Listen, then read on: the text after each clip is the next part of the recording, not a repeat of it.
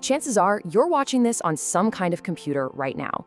Maybe it's a desktop, maybe a laptop, maybe it's the smartphone right in your hand. But have you ever stopped to ask, what is this thing, really? Well, the answer is way more surprising than you think, and its story starts long, long before the first spark of electricity.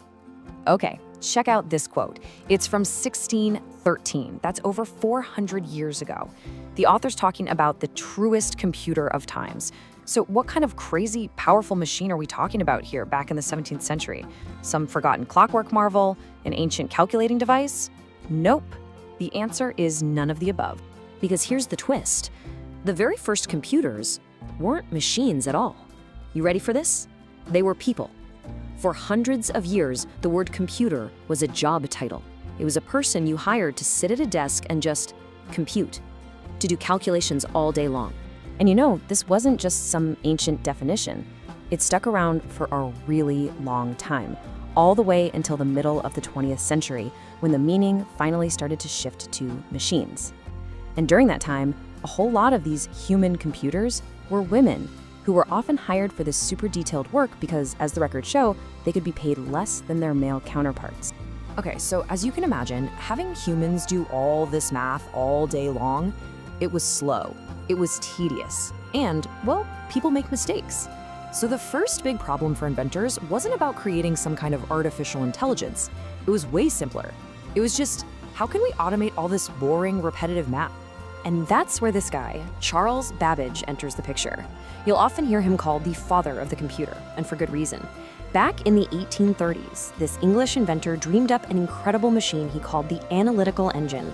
It was designed to be a general-purpose, programmable computer, not built from silicon chips, but from brass gears and iron levers, all powered by steam. And this right here is what's so mind-blowing about Babbage's work. Just look at the components he dreamed up. You've got an input for data, a processor he called the mill, a memory bank he called the store, and an output. I mean, he was literally 100 years ahead of his time. He had mapped out the 4 basic parts of every single computer we use today. So Babbage had this incredible vision, but it never actually got built in his lifetime. Why? Well, imagine trying to build something with thousands of custom handmade parts. It was just too complex, too expensive, and even if he had built it, it would have been slow, limited by the speed of all those moving gears. The next great challenge was clear. Get rid of the moving parts and find a way to make computing fast. And this is where we see a huge leap forward. The early machines were electromechanical. They used these physical switches called relays that literally clicked open and shut. But the real breakthrough was the vacuum tube. It could control the flow of electricity with no moving parts at all, which made it thousands of times faster. It was a total game changer. Now, the poster child for this new electronic age was a machine called ENIAC.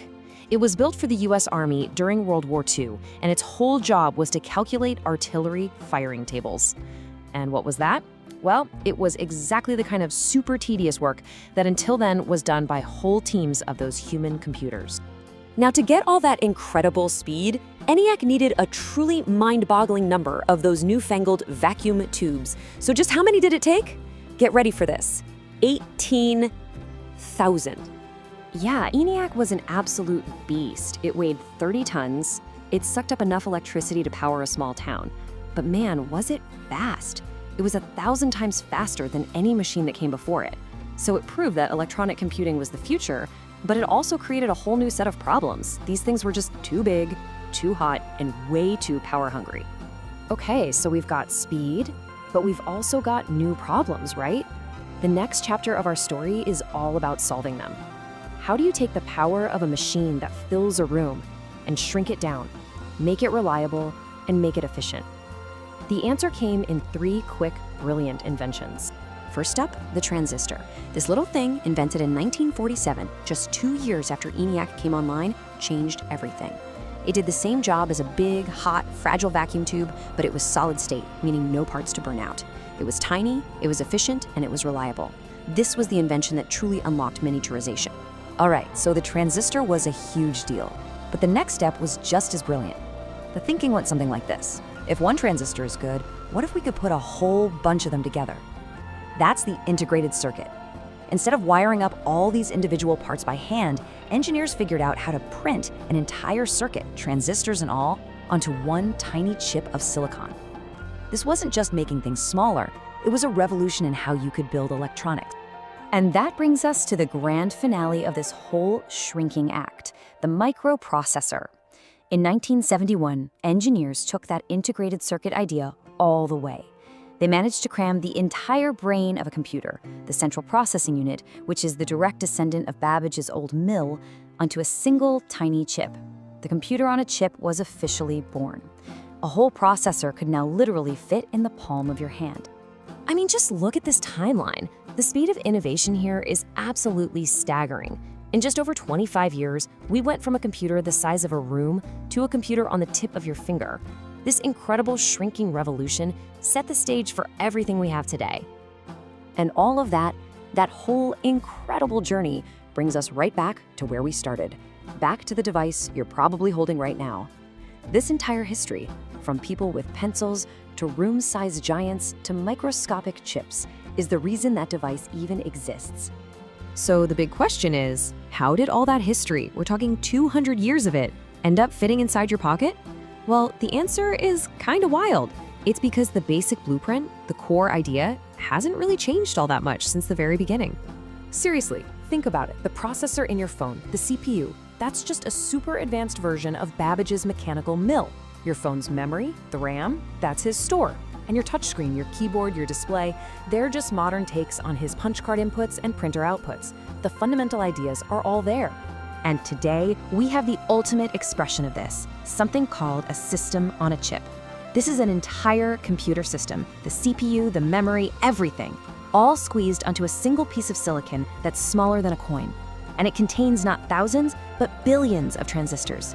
It is an engineering marvel that is hundreds of thousands of times more powerful than ENIAC ever was. So when you think about it, the story of the computer isn't really about one aha moment. It's more like a chain reaction of problem solving. Human calculation was too slow, so Babbage designed a machine. Mechanical machines were too slow, so electronics took over. Electronic machines were too big, so the transistor and the microchip shrank them down. Each step solved the problems of the one before it. And that kind of leaves us with one last question to chew on, doesn't it? This whole journey started because we wanted to hand over boring math problems to a machine. Today, we're handing over our language, our art, even the steering wheels of our cars. So the question isn't really, what can computers do anymore? It's, what are we going to ask them to do next? Welcome to Tech Niche, where innovation meets everyday life. Let's explore the future together. I'm diving into the future. I'm turning digital dreams into reality. From my intense code sessions to exploring new frontiers,